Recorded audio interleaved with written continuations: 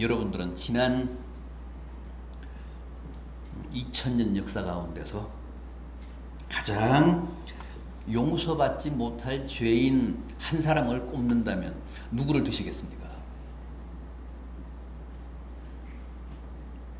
아마 거의 다 가룟 유다를 꼽지 않을까 생각합니다.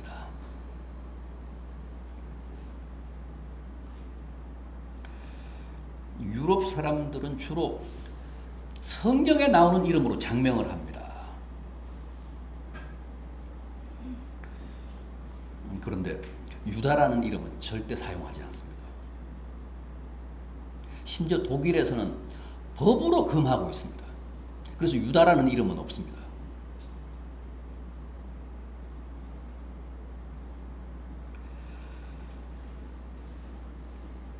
여러분, 애시당초 주님은 어째서 이 가룟 유다 같은 사람을 제자로 삼으셨을까요? 주님은 이미 다 아셨을 거 아닙니까? 유다가 배신할 거라는 걸.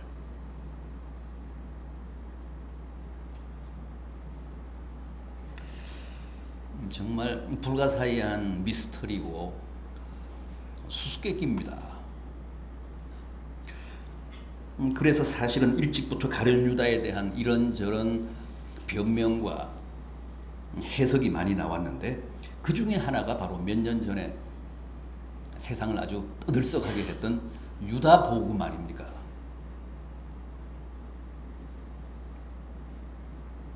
유다 복음은 탄소 동위원소 연대 측정법이라는 걸 사용해서 확인해 본 결과 굉장히 일찍이 나온 책입니다. 추후 220년에서 340년 사이에 기록된 것으로 판명이 됐습니다. 3, 4세기에 나온 문서입니다. 그런데도 유다 복음은 위경입니다. 위경이라는 것은 성경을 흉내낸 가짜 문서, 사이비 문서라는 뜻입니다. 외경하고는 또 다릅니다. 외경은 거의 정경의 그 채택이 될 수도 있었는데 다소 미흡한 부분이 있어서 정경에서 탈락된 책들을 외경이라고 그러죠. 가톨릭에서는 그 외경도 성경에다 편집을 해서 같이 씁니다. 그런데 위경은 아예 가짜입니다. 터무니없는 사이비. 유다복음은 위경입니다. 그 유다복음의 내용은 주님이 가룟 유다의 배신 덕분에 십자가에 달리셨고 또 그렇게 주님이 십자가에 달리심으로써 우리가 다 죄를 속죄받을 수 있었으니까 구속사적으로 볼 때 가룟 유다야말로 가장 희생적으로 가장 결정적으로 주님의 구속사역을 도운 주님의 구속사역의 1등 공신이라는 거죠.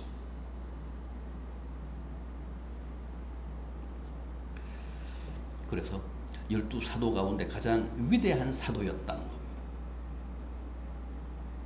따라서 가룟 유다에게 배신의 책임을 묻는 것은 부당하고 오히려 전향적인 해석을 통해서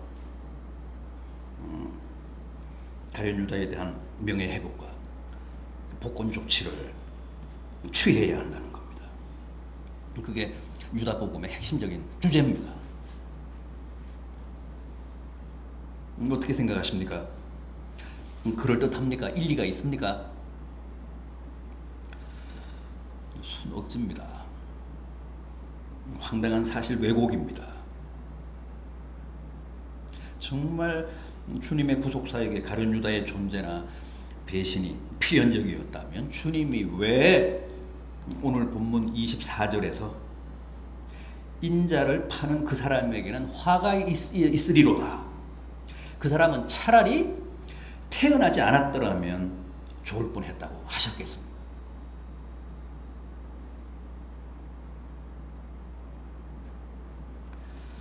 맞습니다.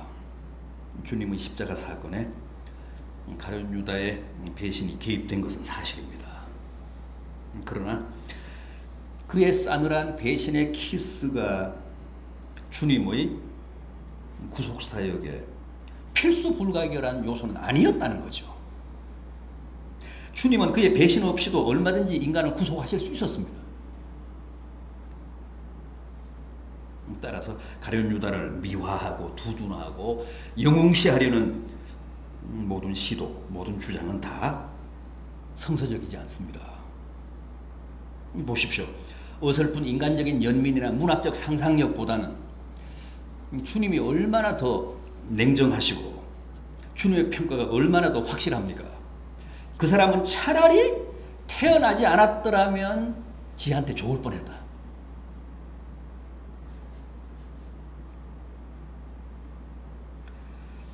자, 그러면 미화되고 과장된 위경 유다 복음 말고 정경인 이 성경에 나타난 가룟 유다 어떤 사람이는지 한번 보겠습니다.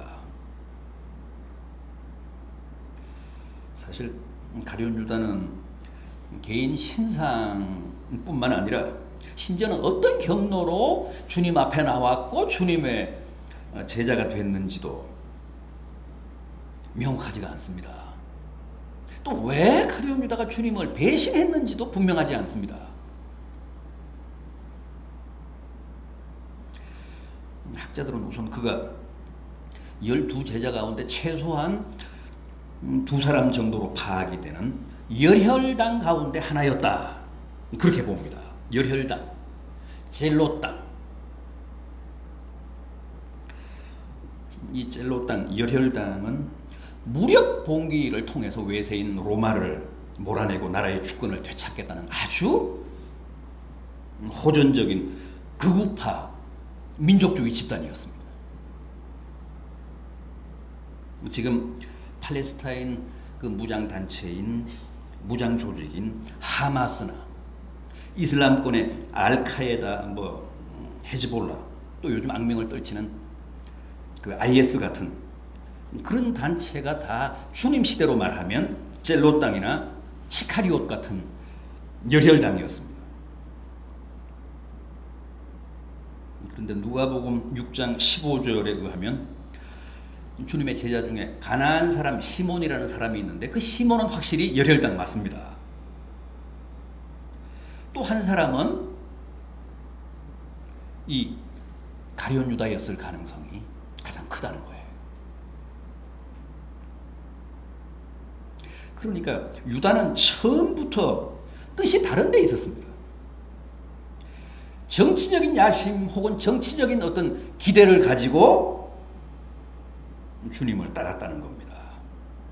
실제 당시 대다수의 유대인들은 그리스도 즉 메시아가 오시면 이스라엘을 외세로부터 정치 군사적으로 독립시켜서 가장 영광스러운 메시아 왕국을 이룩하실 것이라는 기대를 가지고 있었습니다. 유대인들의 전통적인 메시아관은 그렇습니다. 분명 영광의 메시아, 승리의 메시아, 정치적인 메시아였습니다. 고난의 메시아라는 건 없습니다. 그랬기 때문에 제자들도 마지막 예루살렘 입성 때 자리 다툼을 벌였잖아요. 이제 주님이 예루살렘에 입성하셔서 로마를 몰아내시고 왕이 되시면 누가 더 높은 자리에 오를 것인가를 서로 다투고 싸운 겁니다. 심지어 요한과 야고보의 어머니는 주님을 찾아와서 자기 두 아들을 하나는 주님 우편에 하나는 주님 좌편에 앉혀달라고 청탁까지 했습니다. 이것은 그들이 끝까지 주님을 정치 군사적인 메시아로 봤다는 증거입니다. 그런데 막상 예루살렘에 입성해 보니까 뭔가 이상합니다. 주님이 거사하실 생각은 하지 않고 자꾸만 딴소리를 하십니다.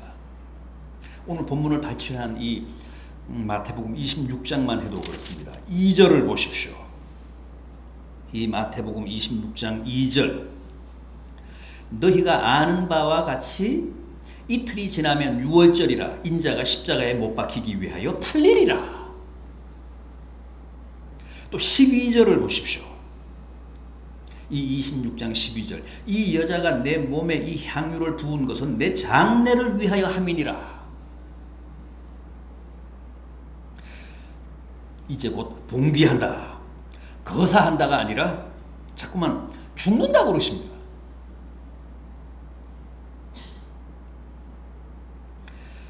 결국 여기서 가룟 유다가 심한 좌절과 배신감을 느낀 겁니다. 한마디로 속았다는 거죠. 주님이 자기들이 기다려온 메시아가 아니라 가짜 메시아라는 겁니다. 그래서 그 길로 당장 대제사장을 찾아가서 뭐라고 했습니까? 본문 15절을 보십시오. 내가 예수를 너희에게 넘겨주리니 얼마나 주려느냐. 주님에 대한 실망과 좌절을 이렇게 배신으로 보복한 겁니다.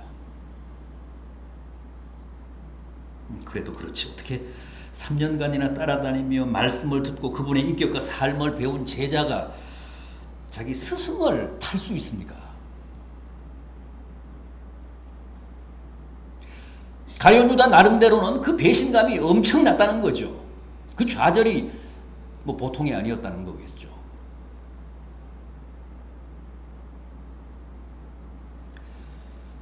그래서 우리는 자꾸만 가룟 유다의 인간성을 의심하게 됩니다. 대체 그는 어떤 사람이었을까? 우선 그는 양심이 불량했습니다. 정직하지가 않았습니다. 오늘 본문 20절 이하가 바로 주님과 제자들이 마지막으로 가졌던 만찬 장면인데, 최후 만찬 장면인데 한번 보십시오. 주님이 그렇게 말씀하십니다. 너희 중에 한 사람이 나를 팔리라. 제자들이 깜짝 놀라서 근심스러운 표정으로 저마다 주님께 묻습니다. 주여, 내니이까? 저는 아니죠. 그때 가룟 유다는 어떻게 했다고 합니까? 잽싸게 떡그릇에 손을 넣었다고 합니다.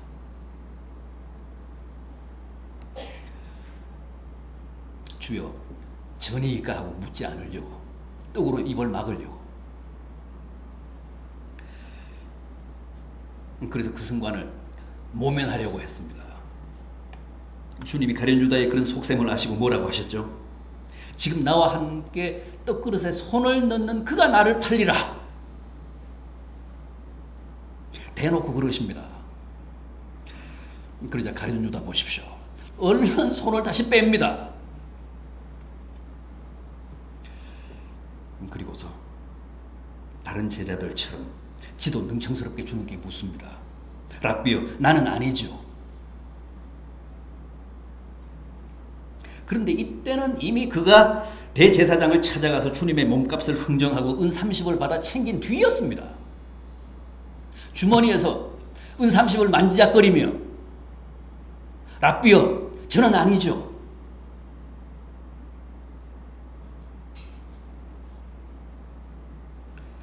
얼마나 가증스럽습니까? 얼마나 철면피합니까? 가룟 유다는 그런 사람이었습니다.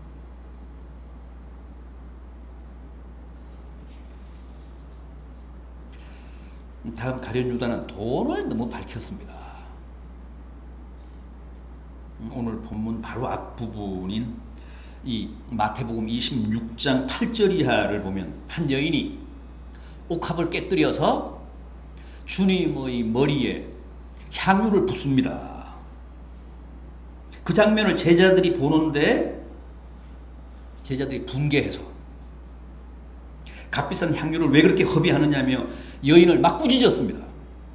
그런데 요한복음 12장에서 이 장면을 보면 이렇습니다. 제자 중 하나로서 예수를 잡아줄 가룟 유다가 말하되 이 향유를 어찌하여 300데나리온에 팔아 가난한 자들에게 주지 아니하느냐. 가룟 유다가 가장 길길이 뛰었다는 거죠.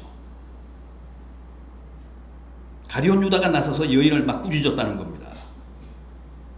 그런데 유다를 보십시오. 얼마나 계산이 빠릅니까? 한번 척 보고는 300데나리온 그럽니다. 감정가를 냅니다. 또 얼마나 합리적이고 이성적이고 인도적인 것 같습니까? 값비싼 향유를 그냥 주님 머리에 부어서 흡입하는 것보다는 그걸 팔아서 가난한 사람들을 구제하면 훨씬 더 보람되고 생산적이지 않느냐는 거죠.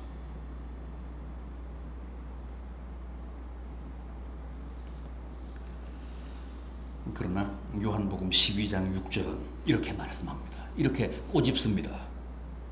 그가 그렇게 말함은 가난한 자들을 생각함이 아니요 저는 도적이라 돈 괴를 맞고 거기 넣은 것을 조금씩 훔쳐갑니다. 가룟 유다는 제자 공동체 안에서 회개를 받습니다. 돈 괴를 관리했습니다. 그런데 그 돈을 관리하며 공금을 관리하면서 헌금을 관리하면서 조금씩 삥땅을 쳤다는 거예요. 누구도 모르게. 그래서 저는 도적이라. 돈 괴를 맞고 거기에 넣은 것을 조금씩 훔쳐감이라 그랬습니다. 그런데 그 사실을 제자들 중에 누구도 눈치를 못 챘다는 거예요. 그만큼 철저했고 그만큼 이중인격이었습니다. 돈계를 맡아서 회계 업무를 뭐 자기가 봉사하는 것 척하면서 뒤로는 이제 돈을 빼돌렸다는 거죠. 그런데 제자들 중에 가룟 유다가 재정을 관리했다는 것은 남의 신임이 두터웠다는 뜻 아니겠습니까? 믿을만 했으니까 맡겼지 않겠습니까? 그러나 그게 다 위선이었다는 거죠.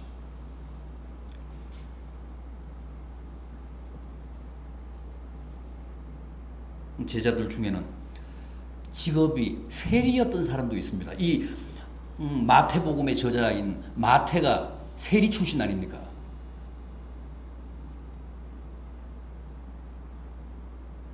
그런데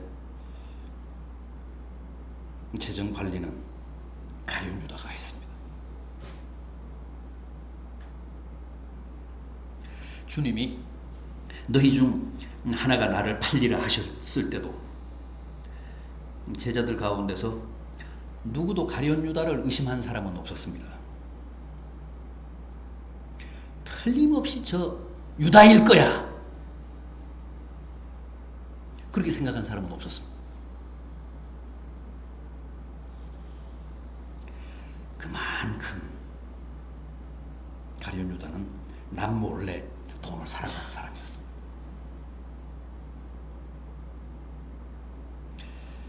목사도 가장 문제가 되는 게 바로 이 돈입니다. 저도 말로는 돈이 싫다 그러지만 절대 그렇지 않습니다. 누가 돈을 버린다 그러면 아마 제가 가장 먼저 달려갈 거예요. 작년 연말이었죠. 대구선가 돈 뿌린 사람 있잖아요. 길에 900만 원 5만 원권 130장을 길에다 뿌렸습니다. 아마 거기 제가 있었으면 제가 가장 많이 챙겼을 거예요.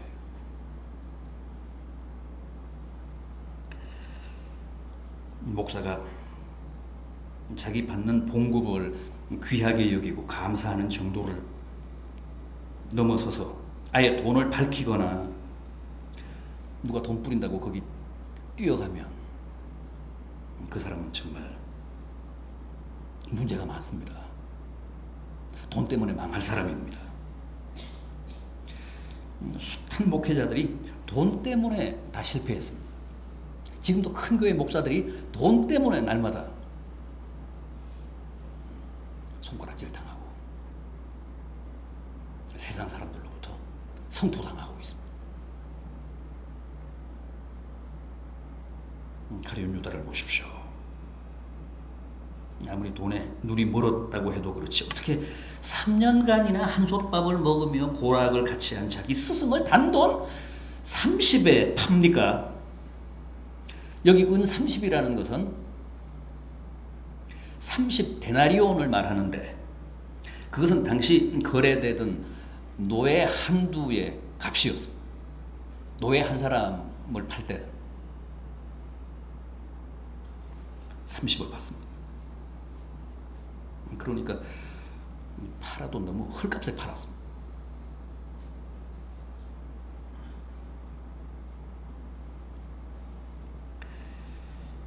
이 마태복음 26장 6절 이하에 나오는 아까 말씀드린 그 한 여인, 예수님의 머리 위에 그 향유를 부은 그 여인은 은 30의 10배인 300데나리온의 향유를 아낌없이 주님 머리 위에 부었는데 나서서 그 여인을 꾸짖은 가룟 유다는 주님을 300이 아니라 30에 팔아넘겼습니다. 얼마나 대조적입니까? 그랬으니 유다가 그 아까운 걸 왜 그렇게 허비하느냐며 흥분할 만하잖아요. 가룟 유다는 자기가 사랑한 그 돈 때문에 망했습니다. 또 있습니다. 이 가룟 유다는 회개할 줄을 몰랐습니다. 사람은 누구나 죄 지을 수 있습니다. 또 아무리 주님을 모시고 산 제자라고 할지라도 죄 안 짓고 살아갈 수는 없습니다. 그게 우리 인생들입니다. 따라서 우리에게는 회개가 필수입니다. 비록 죄를 지었을지라도 그 사실을 솔직하게 시인하고 고백하고 용서를 빌면 누구나 또 어떤 죄나 다 사함받는다는 게 성경의 가르침입니다. 그래서 우리는 회개를 통해 얼마든지 용서받고 또 새 출발할 수 있습니다. 분명 우리에게는 회개를 통한 그런 사죄의 축복이 보장이 되어 있습니다. 그런데도 가룟 유다는 끝까지 회개를 하지 않았습니다. 그게 그에게 아주 치명적이었다는 겁니다. 가룟 유다도 회개했다면 당연히 용서받고 구제받을 수 있었겠죠. 그런데 그는 회개하지 않았습니다. 그게 그의 가장 큰 불행이었습니다. 사실 실수나 배신으로 말하면 베드로도 만만치 않잖아요. 베드로도 가룟 유다 못지 않습니다. 아니 가룟 유다는 한 번만 배신했지만 베드로는 무려 3번이나 주님을 부인하고 저주했다고 했습니다.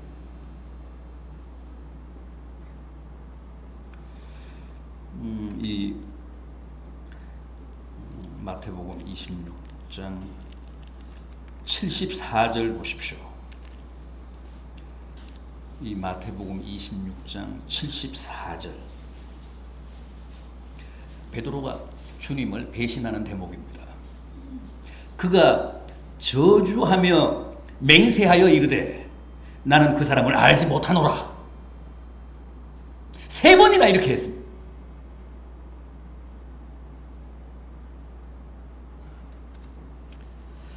그럼에도 베드로와 가룟 유다의 차이가 뭡니까?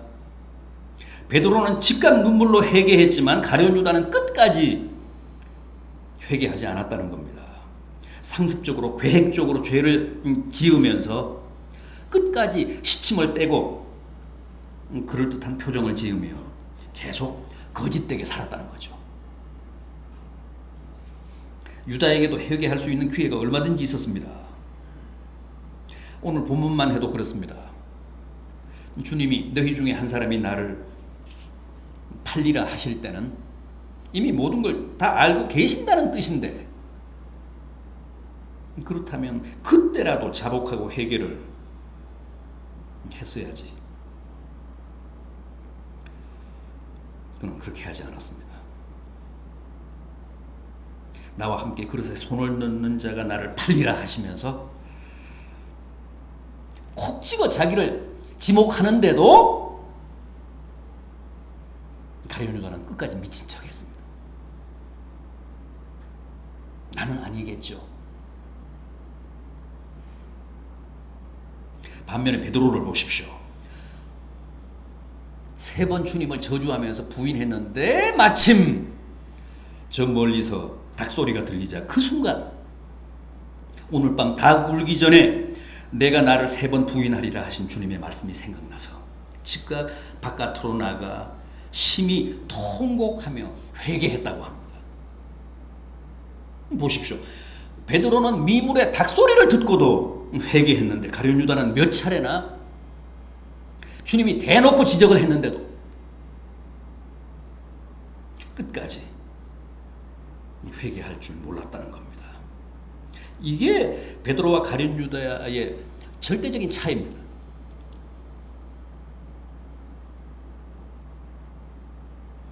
물론 이 다음 장인 마태복음 27장에 가면 가룟 유다도 내가 무죄한 피를 팔고 죄를 범했도다 그러면서 후회를 합니다. 막급한 후회를 합니다.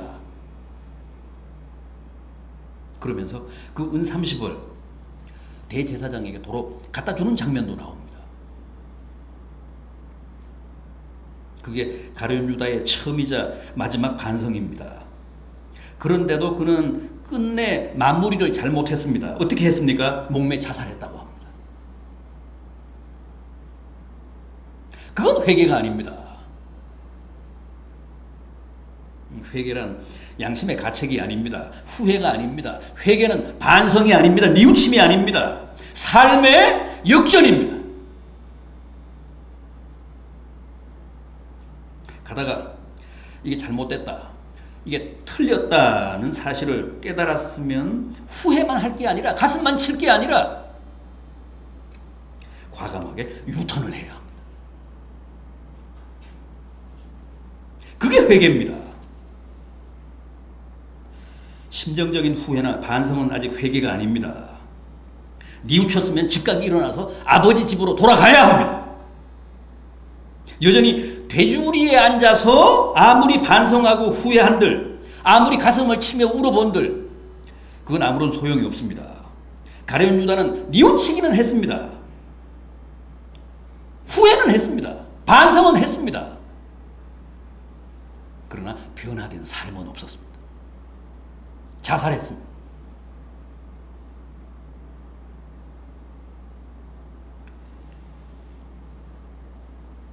자기의 삶을, 자기의 생명을 스스로 살해했습니다. 이쯤 되면 정말 그는 주님의 말씀처럼 태어나지 않았더라면 좋았을 뻔한 사람입니다.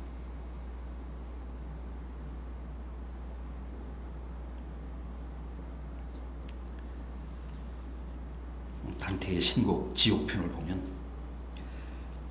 지옥 맨 밑층, 지옥 가장 뜨거운 아랫목에 이 가룟 유다가 있습니다.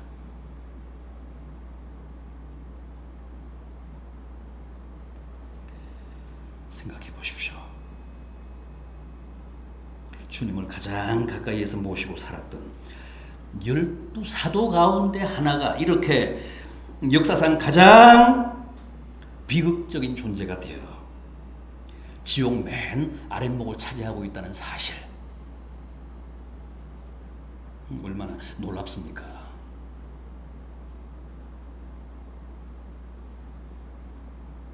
얼마나 기가 막힌 아이러니입니까?